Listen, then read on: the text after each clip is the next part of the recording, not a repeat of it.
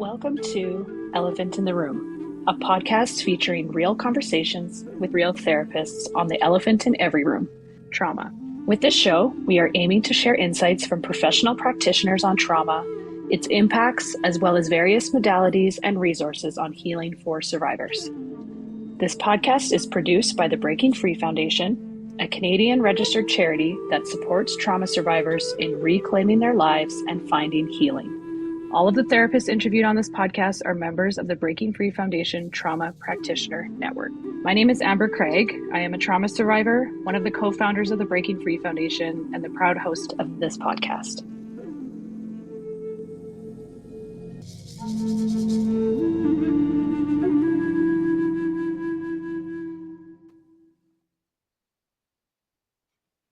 Today, I'm pleased to be joined by two guests. We have Ryan and Sue Snow here today. Sue and Ryan are a mother-son team and the co-founders of the Center for Wholeness and Well Being in Calgary. Sue is an educator and counselor with credentials in professional counseling, clinical counseling, addiction counseling, brain stories, compassionate inquiry, and heart math. Ryan is a certified addiction coach and integrates mind, body, and soul into his therapeutic approach. He is trained as a transformational recovery coach, certified psychedelic integration coach, and a RISE-trained interventionist. Please welcome to the podcast, Ryan and Sue. Thank you for being here. Hi. So those are really brief intros based off your website, but you both have a really unique and interesting path as to how you got where you are today. So could you both please give a little more detail on your experience as it relates to your work in trauma and mental health? Go ahead. Okay. I think my experience or my path into this from being a teacher evolved from just naturally helping students all the time. But it began in 2018, just as a back-end kind of support person for Ryan in establishing the Center for Wholeness and Well Being. And then as I retired from teaching, I just took the next step and decided to get my counseling therapist certification. And through having gone through supporting a variety of family members through addiction and mental health, I came to where I was a person with lived experience that could help them on that. And I also realized that there's more to mental health recovery, and I put it specifically as mental health recovery, because trauma and mental health, depression, anxiety, it doesn't all respond only to medications and talk therapy. And I went through that path in the 1980s, and I was hospitalized, and so I've been through the system. So again, I understand what works and what doesn't from that perspective. And so establishing ways for people to be whole and be able to move forward in life without having a diagnosis or a stigma attached to them. My approach and experience is through a lived experience in being a very functional, fairly successful person, coaching people to the Olympic Games and being a World Cup athlete and all of these things. And just a bunch of little things happened that ate up my capacity to really engage in my life. And I started to engage in some pretty destructive behaviors. And then some really big things happened and kind of pushed me into a total not self place where I was really, well, my addiction was pretty all the way into the whole thing. And as I came out, really learning what worked for me, and that all of those things, they didn't make me a bad person. I was just really coping with what had happened in the best way that I knew how. And it was through these really destructive behaviors and understanding the mind and the body and our practices and who I truly was, and then aligning to that offered the pathway to our programming here, where people can transform and change their lives. And it really is held in a core belief of mine, well, because I did it, that you can get better, and you're not just the things that you did. You can be and transform and become somebody that you truly are. Yeah, you definitely touched on something that I wanted to kind of get into next, which is that you both have a unique lived experience as it relates to addiction and recovery. Can you kind of explain in a little more detail your specific approach to addiction recovery and what makes it unique from some of the traditional services that we see? I think what ours changes is it's a real blend between um, both sides of ourselves as like a learned behavior and the medical need of like a body kind of becoming dependent on something, a substance, to kind of run, and understanding that we can, through practices and coaching styles, learn about why we ended up in creating these behaviors, what these substances do to our body and to our brain that kind of convince us that it's the right way to do it in our subconscious way. And unraveling some of that stuff, working a lot with story and understanding trauma and how our mindset kind of dictates our emotional states and the quality of thoughts, and even the dependency that's created around some of these substances that your body then craves and pushes you into these behaviors, and kind of undoing that stuff is a possibility. And that all of the thing that we have as a human is that we can change, and that our bodies change and our mind changes, and it's through intention that that's possible. Sue, did you want to add anything to that before I get into the next I think question? you nailed it. I think so too. So, because we have you both on the podcast, I want to really leverage your perspectives on this conversation around the role of families and support systems as it relates to recovery. Starting with, what does an accountable support system mean in the context of recovery? Okay, well, for me, the accountable support system is a lot of the time, it's meant that the person, like in addiction, is the problem, right? And that everybody's always trying to stop that person from doing the thing and supporting that person. Where an accountable support system is people are accountable for themselves, where they're getting the help that they need. They bring their understanding to themselves of what their behaviors are, and everybody's doing that within the system. So everybody is using this as an opportunity to kind of heal parts of themselves and offer true support and love, instead of from this like fear-based model to a truly accountable model where everybody is responsible for themselves and their communication and their relationships and how they give and take support. And it offers the opportunity for people to heal and to feel better. It's not this weight of attack or weight of guilt and shame. It's done in a really holistic way where you are offering your own responsibility, and in that model, offering that support to somebody. I believe that what an accountable support system is, as Ryan just mentioned, it includes family. And it's not that the person of concern or the addicted person particularly needs to bear the burden of having an accountable support system. The entire family is to heal, needs to have accountable support system from each other. And really the family is the accountable support system. So I know in our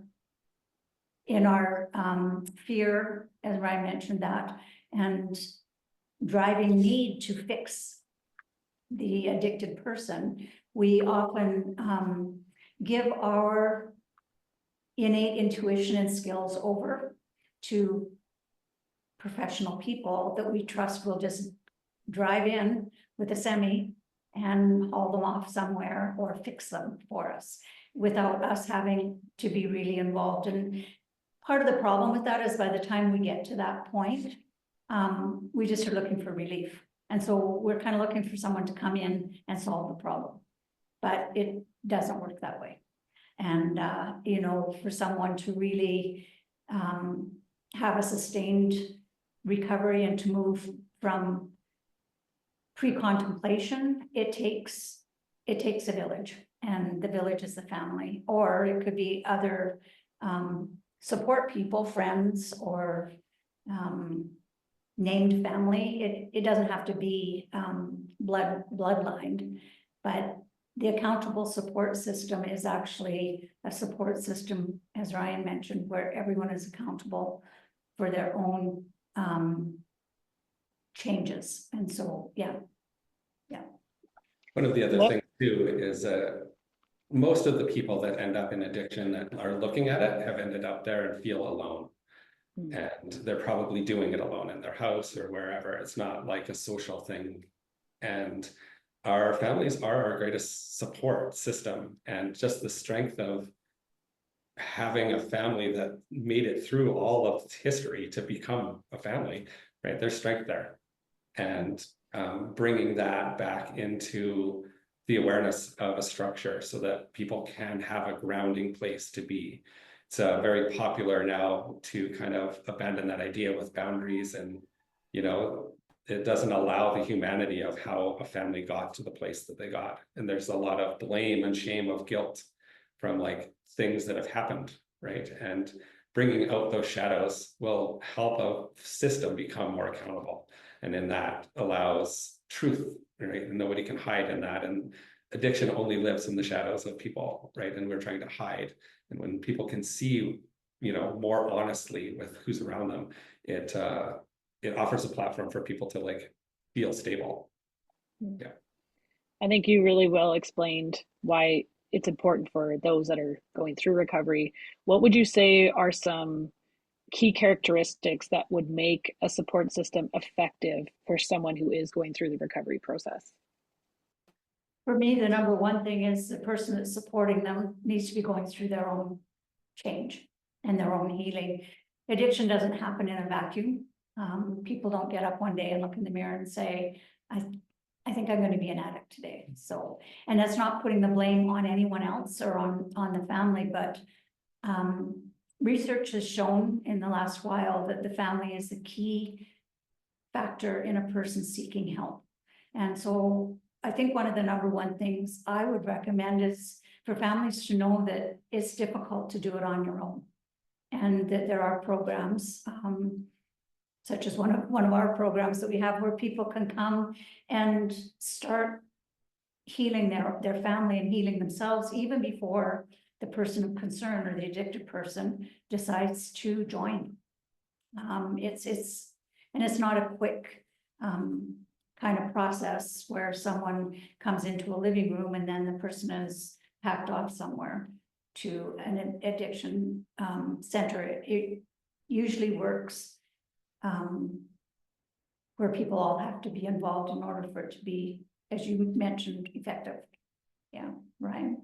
Yeah, and I think compassion and vulnerability is really key, and like just understanding that people and their behaviors is almost always a learned thing, and is always done when you're trying to survive or trying to feel better, and we constantly are like chasing this comfort. And in that, when you're supporting and you're trying to stop something, right, and it's done in a lot of fear, and there's like, it's really hard to operate and to give true support in that way, and just bringing some understanding into yourself that the compassion and the opportunity to express concern, but without needing to change, and the vulnerability of our own fears and wishes, right? It is the difficult part of creating change, where like people either feel guilty or they're like shame around what it is, or there's fears. And of course now it's very scary for anybody because everything is so toxic, right? And bringing real truth into all of those things so that it's manageable. It's not out there and like made up things, right? There's real truth and groundedness in the support and what's real and what is like agreed upon. And anyway, I find that those are like the key things to help people really truly support someone. Yeah. So if we were to speak directly to family members of someone going through addiction right now, and I think for a lot of people that's not a short journey for them, and there's probably been a lot of hurt along the way, and they might be at a point where they feel like this is an individual responsibility for that person to go through recovery.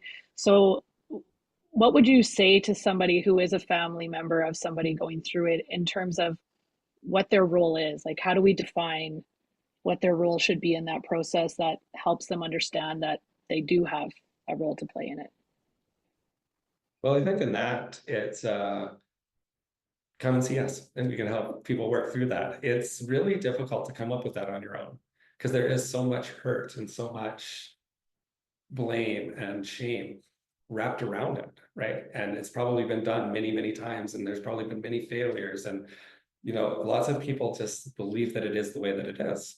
But with support and proper education about even how the thing is and how supports have been made, can be guided a little bit differently, right? It's never the same for anybody, and it is a very different view in that you are taking all of the blame off of that person, and your responsibility then becomes different, and you're not trying to stop that person. You can help guide them and come up with resources, but you're also resourced in understanding yourself and what you're giving and taking and needing for yourself. Well said. It is, just expanding on what Ryan said, it is important to seek out. I mean, of course, we like our programming, but if there's something that can help you, go to it. But the old cliche, you need to put on your own oxygen mask before you put on someone else's, is very true in this situation. And I totally understand, I totally get it. We're trained as mothers and fathers to look after our children. I mean, and when I say trained, that's an innate, comes from the heart. That's not something that society has dictated from us. And we want to fix them, whether they're 2 years old, we stop them from running into the street. Whether they're 15, we try and stop them from making bad choices. And then when they're an adult, we're really even that more removed from having that, but that love and that desire to fix doesn't go away. And so it's tempering that strong family love and that strong family support with what can I really do? How can I best do that? So, you know, the role of a support person, if it's family, is, and really anyone, is finding and getting answers for yourself on what you can do, while at the same time getting peace in the mind. And as I can say, peace in the heart, because then you're not operating out of fear. You're able to provide the guidance and the support and learn the patience. It's just really important for someone who's supporting someone to actually understand the 5 stages of change, which people just aren't taught, you know, and that as long as someone's in pre-contemplation, which is the first one, there's really not much we can do except continue to motivate them through ways that that works for that person. So I think one of the things that happens with people that listen to this podcast is they have an aha moment when they recognize something that resonates with them when we're telling a story. So based on your experience working with families and individuals, can you share some examples of challenges that families often face when they're trying to support someone, and how they can overcome those challenges? I think the most common one is that they've tried many times and there has been betrayal in the hope that the person can't change. And I think a lot of the time people do give up and they want it just to be different.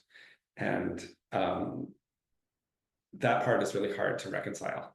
And a lot of people blame themselves, whether it's the parent trying to make that they did something wrong and as the kid grew up, or sometimes it's the kids taking on the responsibility of trying to be better for their parents and to stop their behavior that way. But it all comes down to where people kind of haven't been honest in the shadowy parts of their family. And it's the just understanding that we're human and we have experiences, and that, a child will have a very different experience than a mom of like how they grew up, and helping people work through some of those stories of, right and wrong, and really witnessing what was true.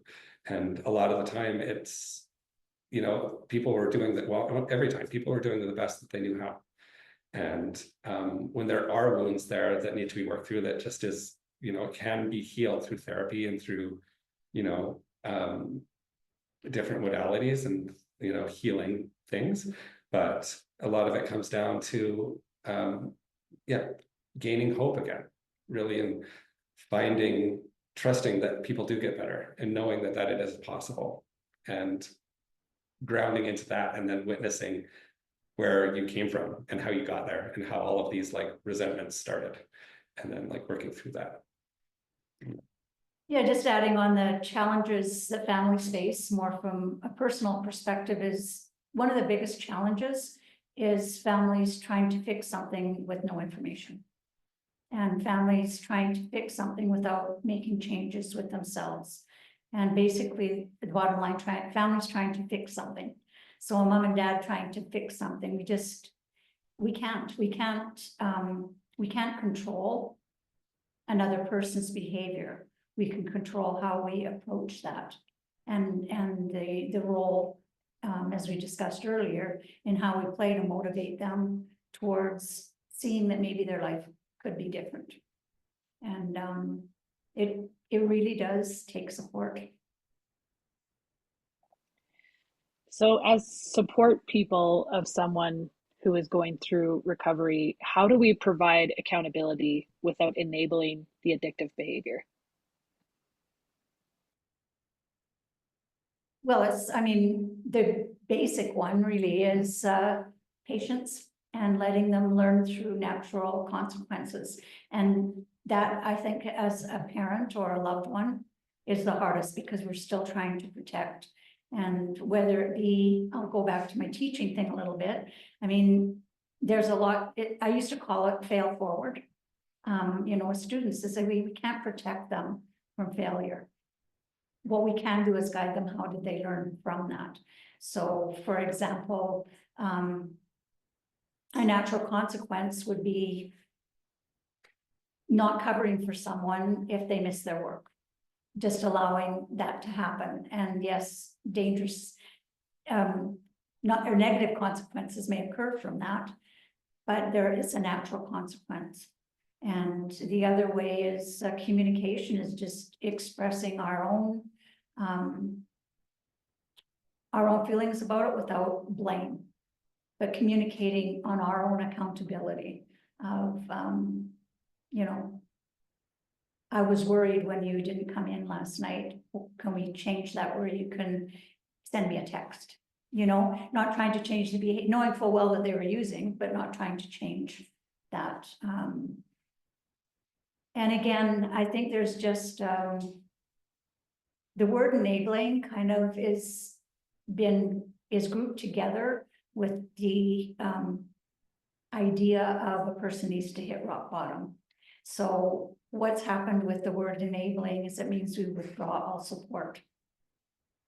And that isn't necessarily necessary, because we don't believe, or I don't believe myself, that hitting rock bottom is particularly necessary.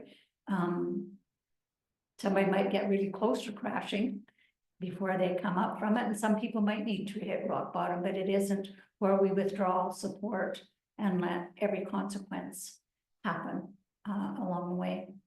I think that answered your question. It did, yes. The community having more than one person and everybody's talking like in meeting, our family thing, people come and everybody gets a meeting once a week, and it's not therapy, but there's nobody hiding behind anything and trying to get away from anything. And like, this person's doing this thing and then somebody's hiding it and somebody's giving money and nobody knows. And like, there's always back end deals going on when not everybody's on the same page. Everybody's trying to solve the problem separately. And that's where the community really does shine, that everybody's doing their best and everybody's going and doing something for themselves that's allowing them to grow in some way.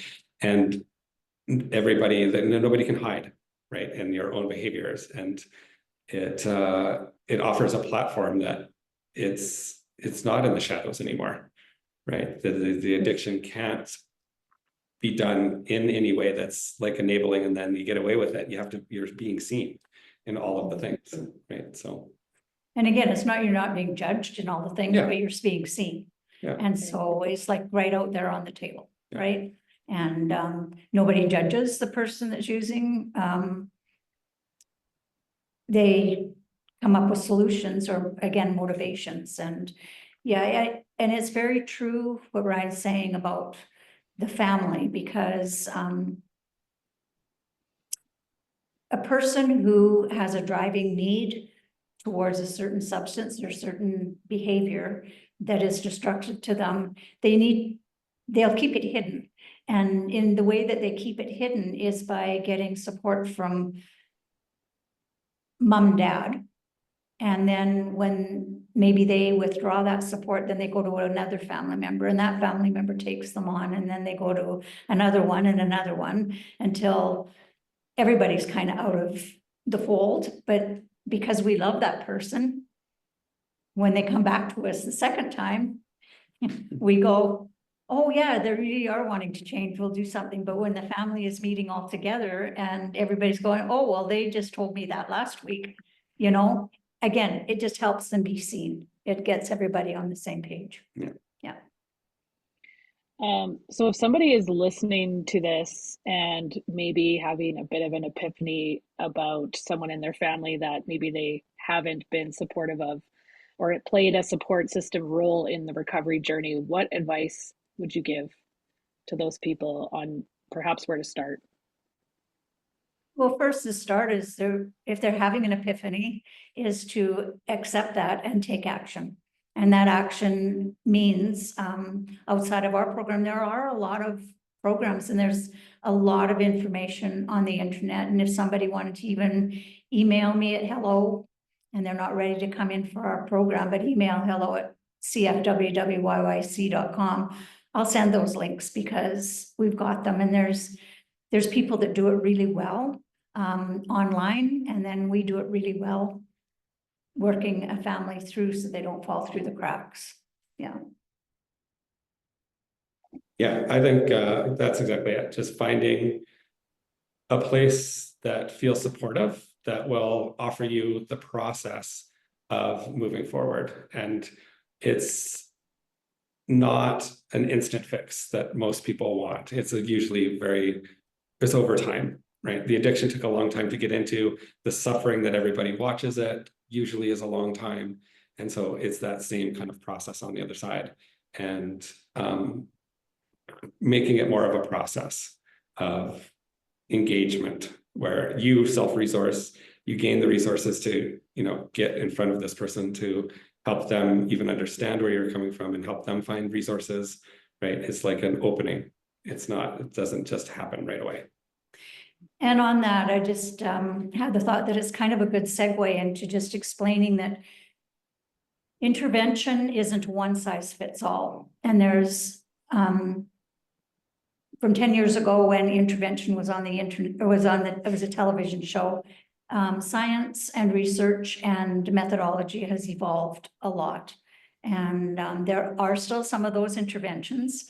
And I guess the thing is, when you contact an interventionist, if it doesn't sit with you, one of the things I do advise families is follow your intuition. I mean, we know our families better than anyone, the parents do. And even though we move into protective mode and want to fix things, we also know what isn't right. And so if there's 3 different forms of intervention, and one is very much like the TD one, and so it's getting informed on those, and we can do that as well. We work more on an invitational intervention, where, as Ryan was saying, the family meets, and the person of concern is invited. And that sounds kind of funny. Will someone show up for their own intervention? Well, it's better than having them surprised and kidnapped, because that just creates animosity and fear. And so we do approach it all with kindness and choice.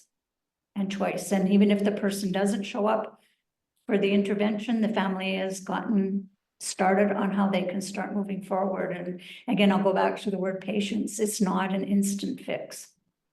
Yeah. Sue, I actually have a question for you, which is, are there any misconceptions about the role of families in recovery that you think are important to address?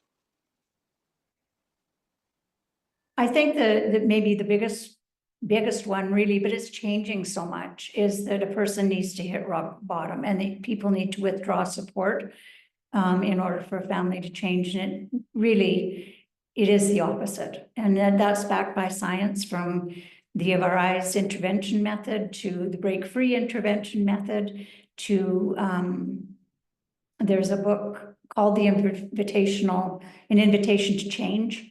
And so in the last, I'd say 5 to 10 years, it's become very apparent, it's becoming much more common for people to approach it.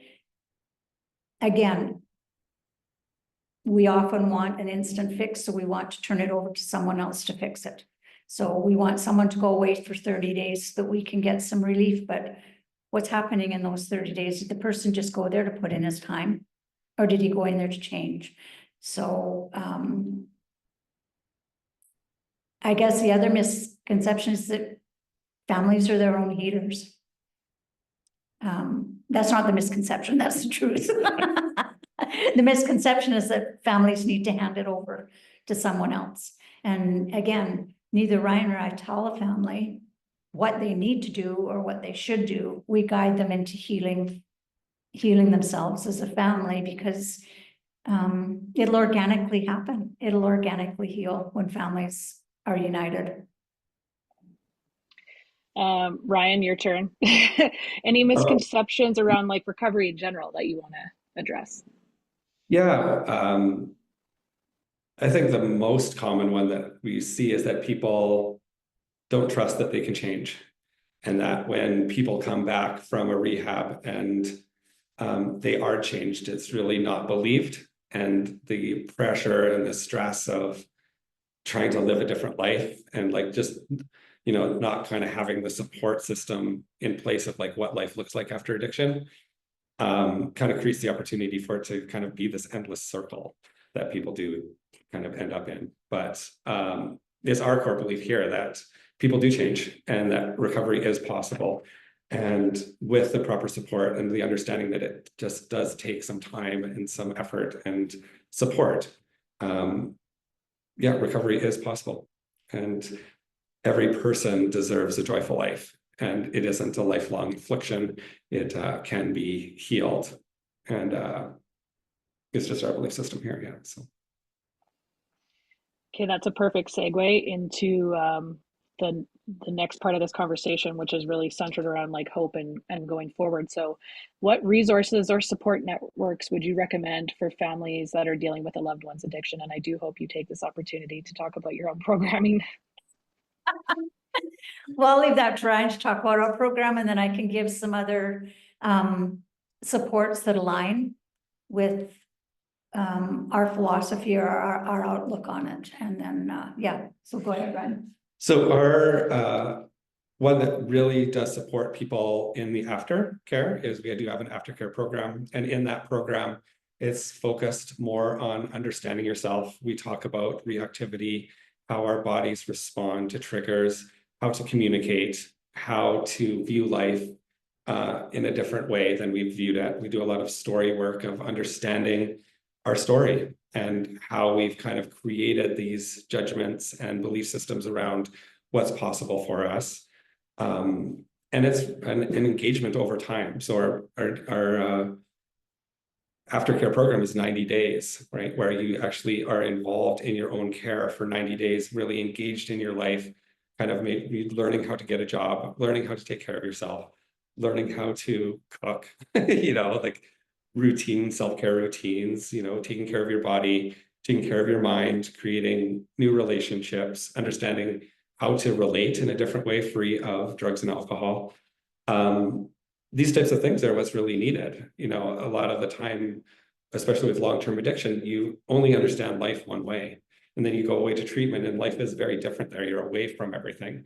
But then you come back and our whole world is the same, where stimulus is all given back to us in the same way, which is where if the family's looking at life differently, you're also given the opportunity to look at life differently, and everybody gets to grow, right? And addiction is a beautiful catalyst in the way that you can be truly honest to create change in yourself because something really big is happening.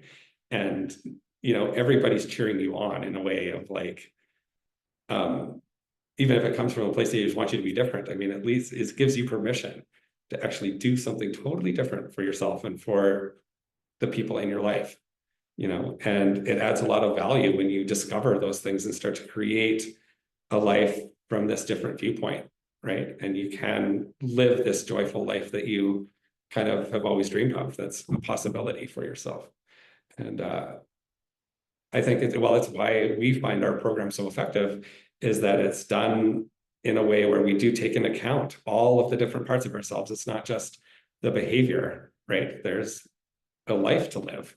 And even learning how to live a life and bring intention into it is a whole thing that a lot of people don't have and aren't educated on in the way where we grow up, right? And so, it's why we love what we do here, is because it's a whole process, and it really does offer you the opportunity to feel healed and to be engaging in your life in a totally different way than most places do. Yeah. Mm-hmm.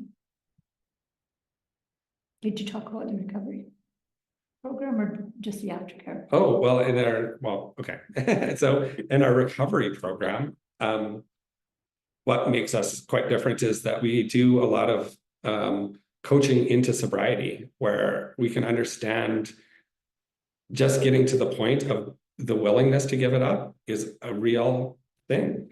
And all of the fear that gets involved into what life looks like, and the courage it takes to trust yourself enough to move into that step. It does take a lot of bravery, right? And in this idea of hope, in that a lot of the time, by the time people come here, they've kind of lost hope, and they've done all of the stuff and it hasn't worked. And there is a process of like trust and learning to trust yourself that we go through in the beginning, of even just understanding that you have reactions and these stories, and all of that has been built out of a life, and that there are different ways to cope. There's different ideas to learn. There's ways to live that you don't have to run away into something that to soothe you. We can build those things into like a resiliency, and you can always learn and change and transform. And it doesn't always have to be done through this idea that it's a mental health issue. It is partly that, but it's also a lifestyle issue and a communication issue and an understanding of yourself issue. Like there's like a whole piece of recovery that is relearning and reparenting, and being more aligned, right? And understanding the words that you use and the thoughts that you think and how they trigger emotions, and all of the systems that we've kind of grown into can be shifted. And that gives you the opportunity for recovery. It's most of the, we view recovery as a coping mechanism of stress, or whatever the thing was, but it solved a problem at some point. And it's never really so much the thing. The thing has a physical issue of like how it's in your body and that withdrawal stage pieces, but after that, it's more how you ended up. That became a solution for you at some point. And we need to shift out of that being a solution to, to healing. And that's the beautiful opportunity addiction gives, is really learning that you had a lot of these things happen, and it probably was, it was very hard, and that can be healed. Yeah. Yeah, and just on that, I think one thing we haven't sort of mentioned is just that we know that a person is whole and complete. Yeah. And somewhere along the line, something got cut out of that wholeness. But it's just putting those pieces back together and returning a person to being whole and complete without labels, stigma, and that they can move on to live the life that they really desire. Do you have any other resources or recommendations on anything around the topic of addiction and recovery, whether it's for families or those going through it, that you think are just great resources for people to help educate themselves? There is a couple. There's a book called, what is it, from Brad Lamb? Sorry. Anyway, I would maybe have to send them to you. The biggest one that I use though is called CMC. And it's dedicated to families, and they have online workshops every week, but it is the invitation to change. But it's got a whole program that they put together to support families, and they have little course books. I don't think they have any online courses or anything, but it's what I'm kind of a fan of myself, and that's just it. I think their tagline is when kindness meets science. And so it's based on motivational interviewing, boundary setting, different things like that, but taking away the stigma of what is a boundary. A boundary isn't about changing the other person. The boundary setting is for yourself, you know, because again, it's really difficult to control another person's motivation or actions. We can only control how we react to them and how we can have some tools to guide them into that. I'm a huge fan of the Gabor Mate work. And so like Scattered Minds and his new book, I kind of forget the name of it right now, but they're, the Myth of Normal, like different ideas that bring about the idea that you are a human that is capable. And we've kind of given our power away to ideas of trauma, and the way our brain works and fires is malleable. Our nervous system is trainable. All of these systems that create overwhelm and impinge on our decision making are all manageable and teachable and movable. And in that is where change is possible. And so any of the pieces that bring in education about neuroplasticity, emotional capacity, behavioral change in the nervous system of overwhelm, and like polyvagal theory stuff is really the realm that we believe change is really possible in. So those pieces, yeah. That's great.